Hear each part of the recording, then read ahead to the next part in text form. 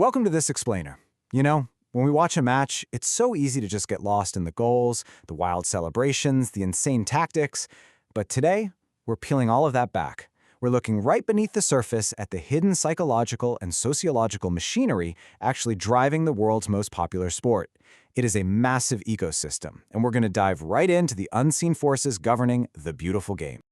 The legendary manager Bill Shankly once famously said, "Some people think football is a matter of life and death. I can assure them it is much more serious than that." And honestly, that quote perfectly sets the stakes for us today. Because this isn't just a sport, is it? It's a raw reflection of society, human nature, and this intense, unyielding desire for expression and ultimate victory. So, here's our agenda for today.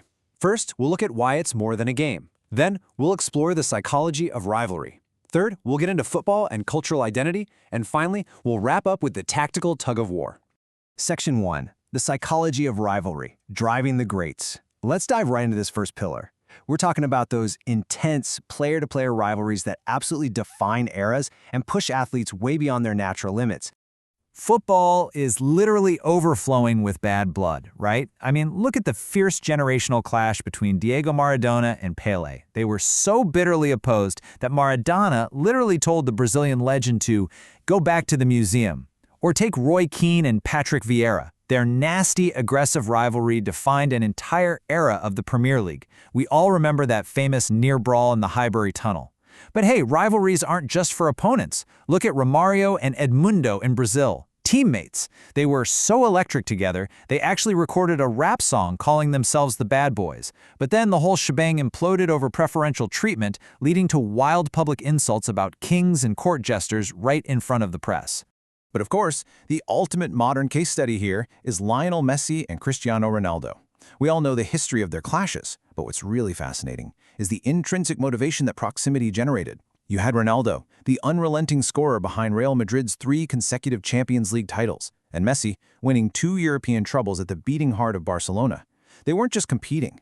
They were actively using each other's success as fuel to mutate into completely unstoppable forces, fundamentally changing what we even thought was physically possible in a single season. I mean, just look at this stat. 10. These two were so dominant, they locked down all 10 Ballon d'Or awards from 2008 to 2017. They finished first and second in 9 of those years. Think about the psychological toll of that for a second. Knowing your greatest adversary is practically flawless, it means you literally cannot afford a single off day. That level of sustained, shared dominance is just completely unprecedented in the modern era of any sport. And here's the thing, it's not just anecdotal. It's backed up by hard data. A multivariate analysis published in the Sports Innovation Journal looked deep into the numbers behind these head-to-head matchups. And when researchers crunched the data, they found that individual rivalry has a statistically significant positive effect on non-subjective metrics. We're talking tangible outputs, like goals and assists.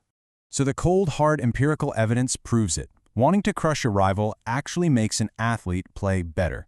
It drives innovation, it drives creativity on the pitch, and it massively boosts performance, totally regardless of how many years of experience they have. The rivalry itself is the fuel. It pushes the human body and mind to execute under pressure in a way that, frankly, a standard, friendly competition just can't replicate.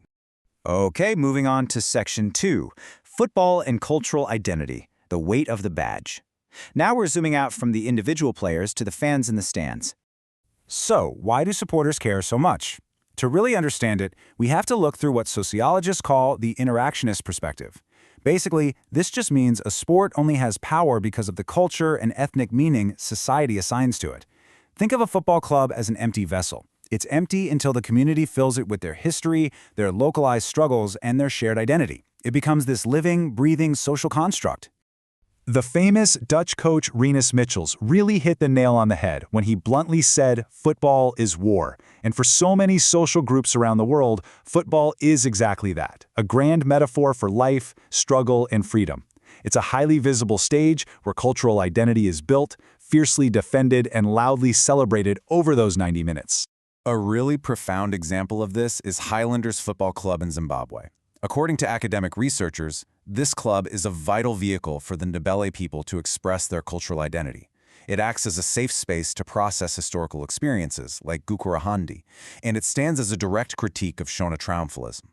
So for these fans, cheering for the team isn't just about winning a localized 90-minute match. No way. It's an unyielding assertion of exactly who they are in the world.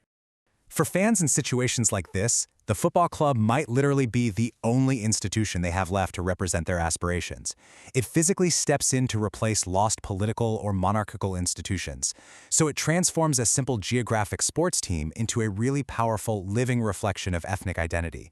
It carries the weight of a whole community's dreams.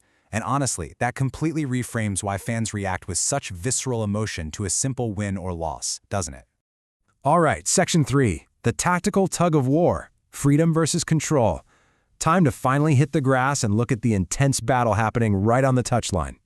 We are talking about the never-ending philosophical clash between strict managerial strategy and raw natural talent. The crucial point here is this constant tension. On one side, you've got a manager craving autocratic control, strict positional rules, rehearsed passing patterns, massive risk aversion. On the other side, the player's natural creative instincts. So the big question is, what happens when a manager's suffocating tactical control completely overrides a player's innate freedom to just play? Let's look at how this boils over in the real world. We'll use a 2009 Champions League match between Liverpool and Lyon as a dramatic case study. Just look at this timeline. 41st minute, Liverpool takes the lead. 72nd minute, Lyon equalizes. Then, in the 84th minute, Liverpool's manager makes a highly controversial substitution. And boom, 90th minute, Lyon scores the winner. So what actually happened there?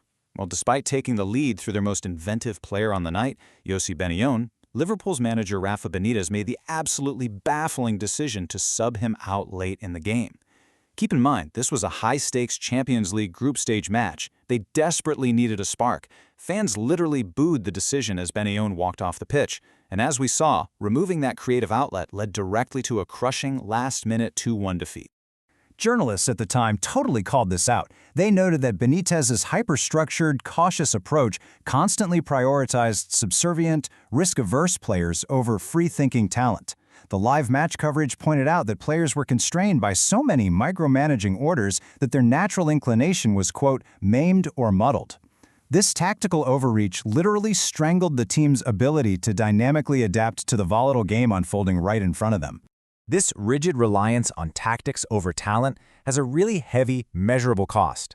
Players become utterly unable to trust their own instincts. The result? Predictable, stagnant football.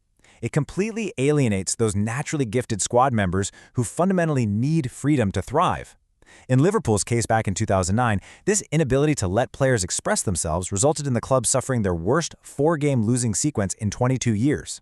It just goes to show, yes, tactics are crucial, but severe overcoaching can absolutely be fatal to a team's success. Section 4. More than a game. The beautiful forces. Let's pull back and look at the whole picture we painted today. To recap our agenda, we looked at why it's more than a game, the psychology of rivalry, football and cultural identity, and the tactical tug-of-war. When you look at it all together, it becomes incredibly clear that those 90 minutes on the pitch are just the tip of the iceberg. The goals and the saves are just the physical manifestation of much deeper currents.